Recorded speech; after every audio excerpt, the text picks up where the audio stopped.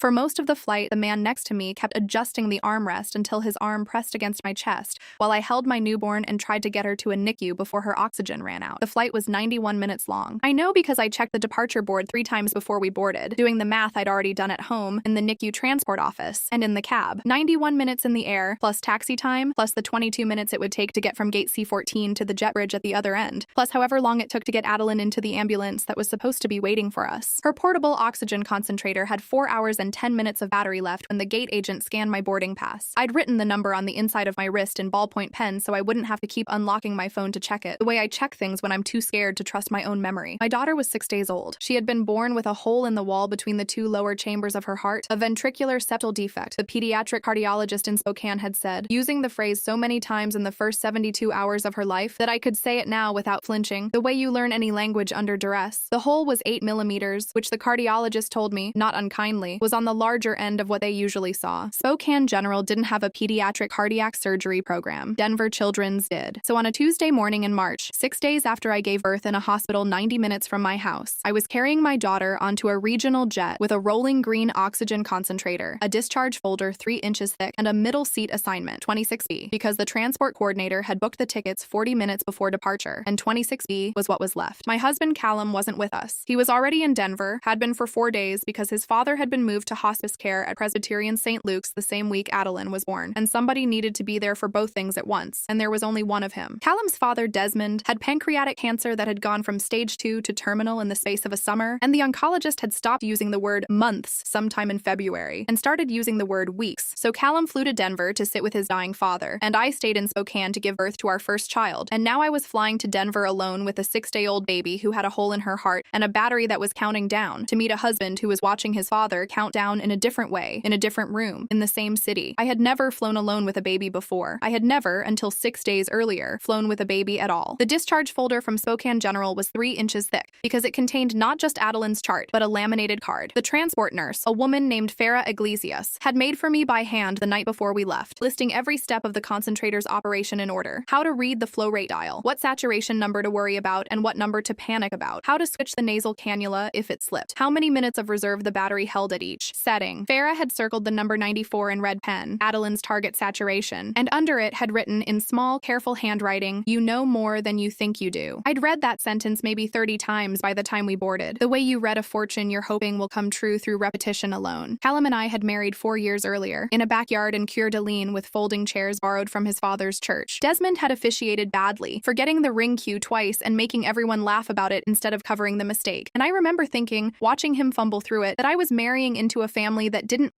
Sorry to interrupt. Real quick before the story continues. If this story hit close to home, here's the thing. Most people don't figure this stuff out until years later, after it's already cost them something. I put together the manipulation playbook so you don't have to learn it the hard way. 49 patterns, real examples, and exactly what to do the moment you spot one. It's already helped hundreds of people see clearly what took me years to figure out. Links in the description. Okay, back to what happened. Mind being seen getting things wrong. We'd tried for 2 years to get pregnant before Adeline came. 2 years of appointments and disappointments that had made the pregnancy, once it finally held, feel less like a beginning and more like a fragile thing we weren't allowed to fully believe in until it was over. The VSD diagnosis had come at our 20-week anatomy scan, and I remembered sitting in the ultrasound room watching the technician's face go very still and professional, the particular stillness of someone trained not to react before a doctor has spoken, and understanding, before anyone told me anything, that something was wrong with my daughter's heart before she had even finished growing the rest of herself. So by the time I boarded that flight, I had already spent 5.5 months being afraid for Adeline in the abstract, and 6 days being afraid for her in the specific, immediate, monitor beeping way that doesn't leave room for anything else. I want that on the record, the way everything else in this story ended up on some kind of record. I was not a woman who had energy to spare for a stranger's hands. I was a woman running on the particular thin fuel of a person who has slept 4 hours in 5 days and is doing complicated medical math in her head, while also, somewhere underneath all of it, still recovering from childbirth, still bleeding, still sore in ways nobody had time to ask about. The man in 26A introduced himself before the plane had even pushed back from the gate. His name was Preston Kane. He said it like it should mean something to me. Preston Kane, like I might have seen it on a building. And when I didn't react, he told me anyway. He was a managing director at a private equity firm out of Chicago, flying to Denver for what he called a distressed asset situation. And he asked, glancing at Adeline's car seat wedged between my feet and the concentrator strapped into 26C, whether that was the whole rig or whether I had more gear in the overhead. I said it it was the whole rig. He said that was smart, traveling light, and I remember thinking, in the ordinary way you think things about strangers on planes, that he seemed fine, a little too pleased with himself. Fine. The seatbelt sign went off 19 minutes after wheels up. That's when he first touched the armrest. I don't mean he touched my arm. I mean the shared armrest between 26A and 26B, the one that's supposed to belong to whoever gets there first, or to nobody, or to some unspoken bus station etiquette that mostly holds. Preston Kane rested his forearm on it, which is not a crime. And then, over the next several minutes, his elbow migrated another 2 inches toward me, which also is not, on its own, a crime. I shifted my weight left, toward the aisle seat, where a woman I hadn't spoken to yet was reading a paperback, and I adjusted Adeline in the car seat carrier on my lap. She wasn't allowed to be held loose for takeoff and landing, but for the cruise portion, the flight attendant had told me I could take her out, and I had because she needed to nurse, because 6-day-old babies need to eat roughly every 2 hours whether or not their mother is 31,000 feet over eastern Washington doing math about oxygen batteries. I want to be precise about what happened next, because precision is the only thing I had left by the time this was over, the only currency that meant anything to anyone who asked me to prove it. At 10:47 a.m., I know the time because I looked at my phone right after. Preston Kane's forearm, still resting on the shared armrest, made contact with the outside of my left breast. I was nursing. My daughter's head was in the crook of my arm, my shirt was open, and his arm brushed against me in a way that could, charitably, be explained by turbulence, except there was no turbulence. The seatbelt sign wasn't even on. I moved his way, said, "Sorry, can I get a little more room?" and slid my body 8 inches toward the window, which is to say, toward my daughter's oxygen concentrator, which is to say, toward nowhere, because there was nowhere else to go. He said, "Oh, sorry," and lifted his arm off the rest entirely, and for 11 minutes he kept it in his lap, and I told myself it had been what it looked like. An accident, a stranger's elbow in a space designed for elbows, nothing. At 10:58, he put his arm back on the rest. At 11:03, his hand, not his forearm this time, his hand, fingers loosely curled, came to rest against the side of my ribs, just below where I was still nursing, under the light blanket the hospital had sent home with us, printed with small yellow ducks. He didn't move it right away. He left it there for what I later counted, replaying it in my head so many times I could time it like a stopwatch, at approximately 4 seconds, before I twisted away and his hand fell back to the armrest like it had never been anywhere else. That was the moment I stopped believing it was an accident. Not because of any one thing he did, but because of the choreography of it. The retreat, the innocent interval, the return. Each cycle a little bolder than the last. Each one timed to a moment when my hands were full. My attention split between a feeding baby and a beeping monitor and a battery counting down on my wrist and ballpoint pen. I have thought about this so many times since. How a person builds a case for his own innocence one small, deniable increment at a time. The way you'd sand down a piece of wood, so that by the time anyone asks him to account for it, there's no single splinter big enough to hold up in anyone's hand. I looked at the woman in the aisle seat, 26C. Her name, I would learn much later, was Ruth Okafor, and she was 73 years old, flying home from a granddaughter's baby shower in Seattle. And I don't think I said anything to her. I don't think I even fully turned my head. But she looked up from her paperback at exactly that moment, and something in her face told me she had seen at least the last part of it, and for a second, neither of us said anything. And then the flight attendant came by with a beverage cart, and the moment closed over like water. I want to explain, for anyone who has never done the math I was doing at 31,000 feet, why I didn't stand up right then and make a scene. It wasn't fear of Preston Kane, not exactly. It was the concentrator. It was the number on my wrist, which by then read 3 hours and 41 minutes, and the knowledge that if I created a disruption serious enough to divert attention, delay the flight, or get us pulled off at an unscheduled stop, I would be trading my daughter's oxygen margin for my own discomfort, and every part of my body that had spent 6 days learning to put her first told me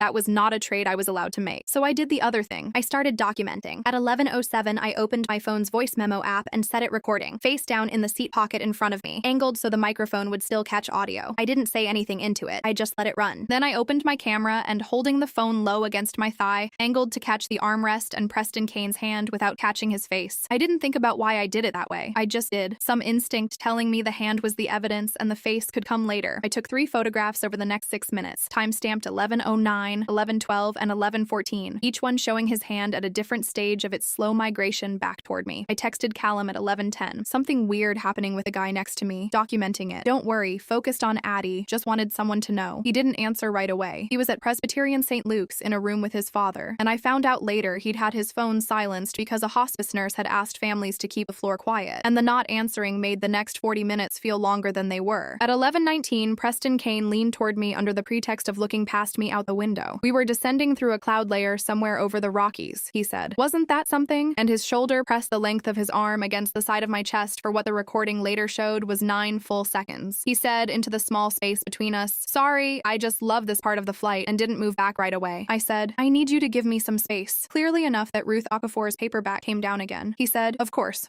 my bad," in a voice pitched for anyone listening, a voice built for plausible deniability. reality. And he sat back with his hands folded in his lap, like a man demonstrating good behavior for an audience. The concentrator alarm went off for the first time at 11:24. It's a soft, insistent beep, not an emergency tone, calibrated to mean check the flow rate, not the sky is falling. But I didn't know that distinction on day 6 of my daughter's life, and my whole body went cold before my hands even found the dial. The saturation reading on Adeline's toe monitor had dipped to 89. Her baseline with supplemental oxygen was supposed to hold at 94 or above, and I fumbled to adjust the flow rate from 0.5 to 0. 75 liters per minute, the way the discharge nurse had shown me, my hands shaking hard enough that I dropped the little plastic dial cap on the floor between my feet. Preston Kane used the 11 seconds it took me to find that cap to put his hand flat against my lower back, under the duck's blanket, fingers spread, and to say, "Hey, it's okay, you've got this," in a tone that would have sounded, to anyone not living inside my skin, like simple kindness. I know now. I didn't know it then, not with words, only with the animal part of my brain that flinches before it reasons, that this was the worst moment of the flight, not because his hand went anywhere it hadn't already been near, but because he had used my daughter's alarm, the single most frightening sound of my life up to that point, as cover. He had watched me panic and decided it was an opening. I said, "Don't touch me," loud enough that 3 rows heard it. He pulled his hand back and said, "Whoa, okay, I was just trying to help," to the cabin at large, and I felt every part of my face go hot with an emotion I couldn't fully separate into its components. Humiliation, rage, and underneath both, the sick certainty that I still had 2 hours and 51 minutes of oxygen and no way to guarantee I'd get through the rest of this flight without him doing it again. Ruth Okafor put her paper back in the seat pocket and said quietly, not to me exactly, but into the air between us, "I saw that." She didn't say it to Preston Kane. She said it like a woman laying a stone down on a scale for the record, whether or not anyone had asked her to weigh in. The flight attendant working our section, a man named Desmond Osei, a coincidence of names I noticed even through the fog of the moment, because my father-in-law was also a Desmond, dying in a room 91 minutes away, came through the cabin for the trash collection at 11:31. I flagged him down and asked quietly whether there was any way to reseat me, mentioning only that the passenger beside me was making me uncomfortable, not yet describing the specifics, because I still had some instinct to minimize it myself, to make it small enough to be solvable without ceremony. Desmond checked the manifest on his handheld and told me the flight was full, economy and first both, that the only open seats were in the exit row, which he couldn't move a lap infant or medical equipment into per FAA regulation, and that he was sorry, truly sorry, but there was nowhere for us to go. He did offer to stand nearby for the rest of the flight when he could, and he did, for stretches, but a flight attendant working a full cabin can't stand in one aisle seam for 90 minutes, and Preston Kane understood the arithmetic of that as well as I did. At 11:38, in one of those small secondary lulls that happen even inside a crisis, a stretch of nothing, just engine noise, and my daughter's soft, congested breathing against my collarbone, I called Callum again. It went to voicemail. I left one this time. I kept my voice steady, told him where we were in the flight, the battery number, what had happened with Preston Kane in clinical, flattened language, the way you'd read someone a list rather than tell them a story, because I knew if I let it become a story I would cry, and I didn't have room in my chest for crying and breathing at the same time. I said, "I'm okay, she's okay, I just need you to call me the second you get this." Then I put the phone face down in my lap and looked at the seat back in front of me for a while, not seeing it. Somewhere around 11:41 I almost said something bigger than, "Don't touch me." I had the sentence half built in my mouth, something about how I was going to ask the flight attendant to have him moved, something with an edge to it, the kind of thing you rehearse in your head a dozen different ways before you say any version of it out loud, and I looked down at Adeline, whose saturation had climbed back to 93 and was holding, and I looked at the concentrator's readout, 2 hours and 31 minutes remaining, and I made the calculation that a scene right then, this far, from landing with the cabin crew mid-service and no clear plan for where either of us would go if I demanded he move, was a risk I couldn't afford to take on a maybe. I let the sentence dissolve. I've thought about that unmade sentence more than almost anything else from that day. Not with regret, exactly, because I still think it was the right call given what I knew in the moment, but with a kind of tired recognition that this is what it costs, sometimes, to be the one holding the vulnerable thing. You don't always get to have the confrontation when the anger is freshest. You have to bank it, carry it forward, and hope you get a better moment to spend it. At 11:44, Preston Kane spoke again, and this time it wasn't a hand or an arm. It was a sentence, and it's the sentence I've replayed more than any of the physical contact, because it told me something the touching alone hadn't, that he knew exactly what he was doing and had decided I wouldn't do anything about it. He said, low, almost conversational, gesturing at the tangle of blanket and baby and tubing between us. "We're basically sharing a bed at this point, huh?" He smiled when he said it. Ruth Okafor's head turned sharply enough that I heard her neck. I didn't answer him. I took my 4th photograph instead, this one of his face, angled from below, catching the smile. Then I opened a fresh note on my phone and started writing down everything in order. Times, words, the flow rate incident, Ruth's comment, Desmond Osei's name and badge number, which I'd read off his lanyard while he stood in the aisle, because somewhere in the last 20 minutes, I had stopped hoping this would simply end when the plane landed, and started building the thing I would need if it didn't. At 12:02, 49 minutes before landing, Ruth Okafor leaned across the aisle and in a voice too low for Preston Kane to catch over the cabin noise, noise, told me she had photographs too, 3 of them, taken on her own phone starting from the moment his hand went to my ribs because she'd recognized the pattern from something her late husband used to call counting on being background. Men who did things they knew would read as nothing to anyone who hadn't been watching the whole sequence. She said, "I raised 4 daughters. I know what I saw." She didn't ask if I wanted her help. She just told me she'd already started documenting on her own, independently, before I'd said a word to her, which mattered more to me in that moment than almost anything else that had happened, because it meant I wasn't building a case out of my own fear alone. Somebody else had seen the same thing and reached, unprompted, for the same tool. At 12:15, with 36 minutes left in the flight and Adeline's concentrator reading 2 hours and 9 minutes remaining, Preston Kane shifted his knee so that it pressed against the outside of my thigh, under the pretense of crossing his legs in the cramped space, and left it there through an entire beverage service. I didn't move away this time. I let it happen and photographed it, my hand shaking less than it had an hour earlier. Not because I was calmer, but because some part of me had gone past fear into something colder and more useful. The part that understood I was 31,000 feet in the air with no exit, and the only power I had left was the power to remember everything with more precision than he could. The seatbelt sign chimed on for descent at 12:31. I buckled Adeline back into her car seat, checked the flow rate one more time, 0.75 liters, saturation holding at 92, the number I'd been chasing for the last hour, and looked at my phone. 1 hour, 41 minutes of battery left, and 22 minutes of flight time remaining. The math finally worked in my favor, and for the first time since 10:47 that morning, I let myself believe we were going to land in time. Preston Kane used the descent as one more window. He reached across what little space remained and adjusted the blanket over Adeline's car seat, a gesture that could have been kindness, if kindness were a thing he had shown any evidence of, and let his hand trail along my forearm as he did it, unhurried, the way a man touches something he considers already his. I pulled my arm back hard enough that my elbow hit the window shade, and I said, not quietly this time, not calibrated for an audience or against one, just true. If you touch me again, I am going to stand up in this cabin and tell every single person on this plane exactly what you've been doing for the last 2 hours. He laughed. That's the detail I still can't get past, months later. Not the touching, which I've made a kind of peace with the way you make peace with weather, but the laugh, easy and unbothered, like I'd told a joke slightly late. He said, okay, relax. It's a full flight. Everybody's touching everybody. You're being a little dramatic. Ruth Okafor said, loud enough now that 2 rows ahead turned around. She is not being dramatic. I watched you do it for 2 hours. A man in 27B, a stranger I never learned the name of, said, yeah, I heard that too, man. What is wrong with you? Preston Kane's face did something complicated, a flicker of calculation, the recognition that the audience he'd built his behavior around had just turned against him, and he said, this is insane. I was being polite to a woman with a baby, and now I'm getting jumped by the whole plane, which is the exact moment, replaying it later, I understood I was watching the second stage of something with a shape and a name, though I didn't have the vocabulary for it yet. We landed at 12:53, battery remaining, 1 hour, 19 minutes. I have never in my life felt gratitude the way I felt it in that moment, a gratitude so total, it left almost no room for the anger that was waiting right behind it. The plane taxied to the gate, and as the seatbelt sign chimed off, Desmond Osei made an announcement I hadn't asked for and hadn't expected. He asked passengers to remain seated for a moment while crew addressed a matter that occurred during the flight, and he walked back to row 26 with the purser, a woman named Andrea Whitfield, both of them stopping at my row first. Andrea crouched in the aisle and asked, gently, whether I wanted to file a formal incident report before I deplaned, and whether I'd be willing to give her passenger 26A's information along with mine. I said yes. Preston Kane said, standing now, blocking half the aisle with his rolling bag already in hand like a man trying to leave a burning building before the fire department arrives, that this was ridiculous, that he had a connecting flight to make, that he hadn't done anything wrong. That was the denial. I watched it happen in real time and recognized it as exactly that, not an explanation, a denial, flat and total, the kind that doesn't engage with any specific claim, because engaging would mean admitting there was something specific to answer. Andrea asked him to sit back down for 2 minutes. He didn't. He said, and this is the part where the denial curdled into something else. Look, if I brushed against her, it's because there's no room on this plane. That's not on me. That's on the airline for cramming people in like this. That was the minimizing. An acknowledgement small enough to sound like generosity, wrapped around a redirection of blame that had nothing to do with his hand and everything to do with seat pitch policy. Ruth Okafor stood up in the aisle behind him, 73 years old, 5'2", blocking a grown man's exit with nothing but her body and her voice, and said, I have 3 photographs on my phone, sir, and they don't show turbulence. A woman 2 rows back, who I later learned was a labor and delivery nurse named Priyanka Reddy, flying home from a conference, said she'd been watching the whole thing since somewhere over Idaho and would be glad to give a statement too. The man from 27B said the same. Desmond Osei radioed ahead quietly for ground personnel to meet the flight. Preston Kane's face changed again, the calculation sharpening into something closer to panic, and this is where he broke, not with an apology, but with the third stage, the blame shift dressed up as counterattack. This is unbelievable. She was the one who kept leaning toward me the whole flight. Ask anyone. I have a company to run. I don't have time for this. Nobody in that cabin had asked anyone anything yet. He was building his own defense out loud, in real time, to an audience that had already stopped believing him, and I think some part of him knew it, because his voice voice cracked on "company to run" in a way that had nothing to do with confidence. Two Denver airport police officers met us at the jet bridge. I gave a statement standing at the gate with Adeline against my chest and her concentrator's last hour ticking down. My voice flatter than I expected it to be. The same clinical listing I'd left on Callum's voicemail 40 minutes earlier. Times, words, the flow rate incident used as cover, the 4 photographs, the voice memo still running in my phone's memory. Ruth Okafor gave her statement next to mine, unprompted, unasked, 3 photographs of her own time-stamped within a minute of mine. Priyanka Reddy gave hers. The man from 27B gave his, and it was his statement, oddly, that seemed to finally puncture whatever version of the last 2 hours Preston Kane had been telling himself, because when the officer read part of it back, he leaned into her for 9 full seconds during a medical emergency with a baby's oxygen alarm going off. Preston Kane sat down on a bench near the gate agent's podium and put his face in his hands and didn't say anything else. That was the break. Not an apology, just silence. The kind that finally admits there's nothing left to argue. I didn't wait to see what happened to him after that. I found out only later, from Andrea Whitfield's follow-up call 2 days on, that Preston Kane had missed his connecting flight to Aspen by 40 minutes because Denver police held him at the gate for an initial statement, and that he'd been furious about the missed connection in a way that suggested, even then, that he still believed the worst consequence of the last 2 hours was going to be logistical. Callum was already running down the concourse toward us, his father's hospital badge from the visitor sign-in still clipped to his jacket, forgotten, and when he reached us, he didn't ask what had happened on the plane first. He asked about Adeline's saturation number, because he'd absorbed the same vocabulary I had over the last 6 days, and only after I told him 91% and climbing did his face crumple into the question underneath the question, the one about me. I told him the short version right there at the gate, standing between a departing group of skiers and a janitor's cart, my voice cracking for the first time since 10:47 that morning. A man touched me for 2 hours and used our daughter's oxygen alarm to do it while I was too scared to stop him properly. Callum's hands went very still on the car seat handle. He didn't say anything for a few seconds, and then he said quietly, "Is he still here?" in a voice I'd never heard him use before, and I told him no. The police already had him, and watching some of the tension go out of his shoulders. Not all of it. Some of it never left. Not really. Not even now. I understood that grief and fury can occupy a person's body in the same afternoon without either one canceling the other out. Detective Briggs's call about the statutory gap came almost 3 weeks later, and I remember being surprised by how little it destabilized me, given how much weight I'd put on the idea of consequences in the days right after the flight. I think by then, I'd already started to understand that vindication, when it actually arrives, rarely looks like the single decisive verdict you picture in the moment you're living through the harm. It looks like a scattering of smaller things. An airline suspension here, a missed connection there, a compliance letter opened by someone whose name I'll never know, a training manual updated in a department I've never visited, each one too small to be a movie ending, all of them together adding up to something that, eventually, felt like enough. He'd gotten my voicemail the second his phone came back on, sprinted from Presbyterian St. Luke's to the airport train, and made it to gate C14 4 minutes before I walked off the jet bridge. And when he took Adeline from my arms, I finally let myself cry. Not out of fear anymore, but out of the specific, wrung-out relief of a person who has been doing complicated math against a countdown for 4 hours straight and has just been told by her own 2 feet on solid ground that the answer worked out. The ambulance was waiting exactly where the transport coordinator had promised it would be. Adeline's saturation on arrival at Denver Children's was 96%. Battery remaining when the paramedics switched her to the ambulance's oxygen supply, 51 minutes. We didn't get to see Desmond that first night. By the time Adeline was settled in the cardiac ICU at Denver Children's, wired to monitors that made the little portable concentrator look like a toy, a nurse named Corinne explaining the surgical timeline in the same patient, repetitive way the Spokane team had, because apparently every children's cardiac unit trains its nurses to say the hard parts twice. It was past 9 at night, and Callum's sister Bree called to say their father had slipped into a period of near constant sleep and probably wouldn't be lucid again before morning. Callum sat in a hard plastic chair between his daughter's ICU bed and his phone, holding both at once, and I remember thinking that this was the actual shape of our lives now, not a metaphor, just the literal geometry of 2 people we loved on either end of a hospital hallway we couldn't be in at the same time. I filed the formal complaint with the airline the next morning from a cot in the family sleep room, using the incident number Andrea Whitfield had given me at the gate. I attached the 4 photographs, the voice memo, 19 minutes and 40 seconds of ambient cabin audio that captured, faintly but unmistakably, 3 of the exchanges word for word, and the note I'd typed in real time during the flight, timestamps intact. Within 6 hours, I had a response from the airline's customer relations department acknowledging the report and stating that the incident had been referred to their security division, which was, I learned later, standard language for something that had already stopped being merely a customer relations matter. Ruth Okafor texted me that afternoon. She'd asked for my number at the gate, written it on the inside of a boarding pass stub because neither of us had paper, to ask how the baby was doing, and I told her, stable, surgery scheduled for Thursday. Thank you, thank you. I don't think I said anything else that first message except thank you, over and over, in slightly different phrasing, because I didn't have any other words yet for what she'd done. She wrote back that she'd sent her 3 photographs and her statement to the airline as well, unprompted, the same afternoon, and that she hoped I knew none of it had been a burden. She said, "I have 4 daughters. I know what a woman looks like when she's doing math nobody should have to do alone." I saved that message. I still have it. Priyanka Reddy, the labor and delivery nurse from 27B. Wait, she'd been 2 rows back. I'm getting my own memory slightly wrong even now. The way you do with the parts of a crisis your brain filed under adrenaline rather than sequence, sent a message through the airline's incident portal 3 days later, at my request relayed by the investigator assigned to the case, confirming everything she'd told the police at the gate and adding one detail she hadn't mentioned in the noise of the concourse, that she'd overheard Preston Kane, 20 minutes before the flow rate alarm went off, ask the flight attendant whether the medical stuff in row 26 was going to be a problem for the whole flight in a tone she described as annoyed, like an inconvenience, which the investigator later told me mattered more than almost anything else in the file, because it established, in a stranger's independent words, that he had clocked my daughter's condition and my vulnerability before any of the touching started, not after. Adeline's surgery took 4 hours and 11 minutes. Dr. An Pham, the pediatric cardiac surgeon, came out to the family waiting room afterward with her mask still hanging around her neck and told us the patch had gone in cleanly, that the repair looked strong, that Adeline's prognosis for a completely normal childhood, sports, no restrictions, no medications by kindergarten, was excellent. I don't remember much of what she said after the patch went in cleanly. I remember Callum's hand crushing mine and both of us crying in a waiting room chair shaped like every other hospital waiting room chair I'd sat in that week, and I remember that it was 4:52 in the afternoon because I looked at my phone the second Dr. Pham started talking, an old habit by then, time-stamping the good news the same way I'd time-stamped the bad. Desmond Osei, Callum's father, not the flight attendant, though I've never stopped noticing that coincidence, died 11 days later with Callum and Bree and their mother in the room, and me in the room too, holding Adeline, who was 6 weeks old by then and strong enough to travel the 1.5 miles from the Children's Hospital to Presbyterian St. Luke's in a stroller because Callum had asked quietly whether his father could meet his granddaughter before it was too late, and the answer, for 11 more days, had been yes. Desmond held her for 6 minutes on a Tuesday afternoon, his hands shaking too badly to do more than rest against the blanket, and he said, to nobody in particular, that she had his mother's chin, and then he slept for most of the rest of that day, and for most of the days after, until he didn't wake up at all. I tell you this not because it belongs to the story of Preston Kane, but because it's the actual context the whole flight happened inside of, and I think that context is the thing people misunderstand most when they hear this kind of story secondhand. They imagine the airplane as the whole world for those 2 hours, a closed system with its own gravity, when really it was one terrible errand inside a week that had several. I had a dying father-in-law in one city, and a dying if we didn't hurry daughter in another, and somewhere in the middle of trying to hold both of those facts steady in my hands, a stranger in seat 26A decided my body was a third thing he was allowed to touch. The airline's security division called me 8 days after the flight to say the investigation had substantiated the complaint based on the photographic evidence, the voice memo, and 3 independent witness statements, and that Preston Kane's frequent flyer account had been permanently suspended and his name flagged in their system, which the investigator, a careful, courteous man named Julian Marsh, explained meant they would deny him service on their airline going forward. He also told me, because I asked, that they had referred the file to Denver Airport Police for possible charges, and that a detective would likely be in touch. The detective, a woman named Yolanda Briggs, called 2 weeks after that. She told me the district attorney's office had reviewed the file and determined the conduct, while documented in detail and corroborated by 3 independent witnesses, fell into a gap in state law that made prosecution difficult without a complaint of unwanted sexual contact rising to a specific statutory threshold that the touching, however sustained and however clearly deliberate, hadn't technically crossed on its own. She said this apologetically, the way people say things they know are inadequate but can't personally fix, and she told me I could pursue a civil complaint if I wanted to, and that the documentation I'd gathered, the timestamps, the photographs, the voice memo, was, in her professional opinion, some of the most thorough evidence I've seen from someone with no law enforcement training whatsoever, which felt like a strange kind of compliment to receive about the worst 2 hours of my daughter's short life. I didn't file a civil suit right away. I was too tired, too stretched between a recovering newborn and a husband grieving his father, to start a second fight on top of the 2 I was already in. But Ruth Okafor, it turned out, had a niece who worked in employment law in Chicago, and when Ruth mentioned the story to her, with my permission, she checked with me first twice, the niece looked up Preston Kane's employer, a mid-sized private equity firm called Ashcroft Meridian Partners, and found that the firm had a publicly stated code of conduct that explicitly covered off-duty behavior, reflecting on the firm's reputation. Ruth's niece didn't do anything with that information except pass it back to Ruth, who passed it back to me, and I sat with it for 3 weeks before I decided what to do with it myself. What I did, eventually, was write a letter. Not a legal filing, not a public post, just a letter to Ashcroft Meridian's compliance office, laying out the incident in the same flattened, time-stamped language I'd used with the airline and the police, and attaching the airline's own substantiation letter as the primary evidence. I didn't ask for anything specific. I said I thought they should know what one of their managing directors had done on a commercial flight, in front of witnesses, to a woman traveling alone with a critically ill infant, and that I trusted them to decide what that meant for their firm. Ashcroft Meridian Partners did not respond to me directly. I hadn't expected them to. I'd read enough about how compliance departments work to know they answer to their own general counsel, not to the people who write to them. But 6 weeks after I sent the letter, Priyanka Reddy, who had, unasked, kept half an eye on Preston Kane's public profile out of what she later described as nurse's instinct, you don't stop watching a threat just because it left the room, sent me a screenshot of a 2-line item in a finance industry newsletter, the kind with a subscriber list of maybe 4,000 people, noting that Preston Kane had departed Ashcroft Meridian Partners to pursue other opportunities, a phrase that means nothing and everything depending on who's reading it. 2 weeks after that, his profile on the firm's website was gone entirely. 2 months after that, someone, I never found out who, though I have a guess, posted the full sequence of events, stripped of my name and Adeline's, to an industry gossip forum under a title that made me flinch when I first read it, and then slowly, over the following days, made me feel something closer to peace. The real reason Kane left Ashcroft. The post got 1,100 replies. I read maybe 40 of them before I stopped, because by then I'd learned everything I needed to know, which was that the story had left my hands and become, in the way these things do, a small piece of public record that no longer required me to keep carrying it alone. Julian Marsh, the airline investigator, called me one more time in June, mostly as a courtesy, to tell me the airline had used the incident, anonymized, stripped of any identifying detail about Adeline's condition, to update the training script their flight attendants used for de-escalating passenger complaints involving families traveling with medical equipment. He said the case had specifically prompted a new protocol. Any complaint involving physical contact and a passenger accompanying a minor with visible medical equipment now triggered an automatic offer to relocate crew jump seats or reassign a flight attendant to monitor the row for the remainder of the flight, rather than leaving it to the discretion of whichever attendant happened to be working that section. It was a small thing, a training manual paragraph. But Julian told me it this way because he thought I'd want to know that the 4 photographs and the 19 minutes and 40 seconds of audio hadn't just closed a file. They'd become, in some small bureaucratic way, a rule that might make the next version of that flight go differently for somebody else's daughter. 6 months after the flight, Adeline is a healthy, loud, extremely opinionated baby with a 2-inch scar down the center of her chest that her cardiologist says will fade to almost nothing by the time she's in school. She had her post-op echocardiogram last week. The patch is holding, the hole is closed. Her heart, in the cardiologist's exact words, looks completely unremarkable, which is the best sentence anyone has said to me all year. Callum's grief for his father has settled into something quieter than it was in March, the kind of grief that shows up now mostly in small, specific ways. He makes his dad's coffee order sometimes without meaning to, black with 1 sugar, even though he takes his own with cream. Ruth Okafor and I still text every couple of weeks. She sent Adeline a hand-knitted blanket for her half-birthday, yellow, not unlike the ducks on the one I was holding on that flight, though I don't think she did that on purpose. I never did file the civil suit. I've thought about it since, on slow nights, and I've decided I might still, someday, mostly because Detective Briggs was right that the evidence was good, and good evidence shouldn't just evaporate because the person who gathered it got tired. That part isn't resolved. I don't know if it ever fully will be, and I've made a kind of peace with carrying it that way, instead of forcing it closed just to have a clean ending. Farah Iglesias's laminated card is still in the diaper bag, water-stained now, the ink a little softer than it was in March. I've never needed the flow rate instructions again. Adeline hasn't touched supplemental oxygen since her 2nd week of life, but I can't bring myself to take the card out of the bag. You know more than you think you do has turned out to be true about more than just the concentrator. I still have the voice memo, 19 minutes and 40 seconds. I haven't listened to it since I gave a copy to the airline investigator, and I don't think I will again, but I haven't deleted it either. Some evidence you keep the way you keep a smoke detector, not because you expect to need it, but because the day you might is exactly the day you won't have time to go looking for a replacement. I flew again in September, for the first time since March, a short hop to Coeur d'Alene for Desmond's memorial marker unveiling at the church where he'd married us. I booked the aisle seat this time, on purpose, and asked the gate agent, without quite being able to explain why, whether it would be possible to sit next to a family if one was on the manifest. She looked at me a little strangely and said she'd see what she could do. I ended up next to a grandmother traveling with twin toddlers, chaos in both directions, and I have never in my life been so glad to spend 90 minutes being kicked in the shin by a stranger's 4-year-old. That's the whole thing, start to finish. If you're ever the person sitting next to someone with a sick kid and a countdown on their wrist, be Ruth Okafor. It cost you almost nothing, and it might be the reason a stranger makes it through the worst 4 hours of her year with her dignity mostly intact. The full story is linked below and on my channel.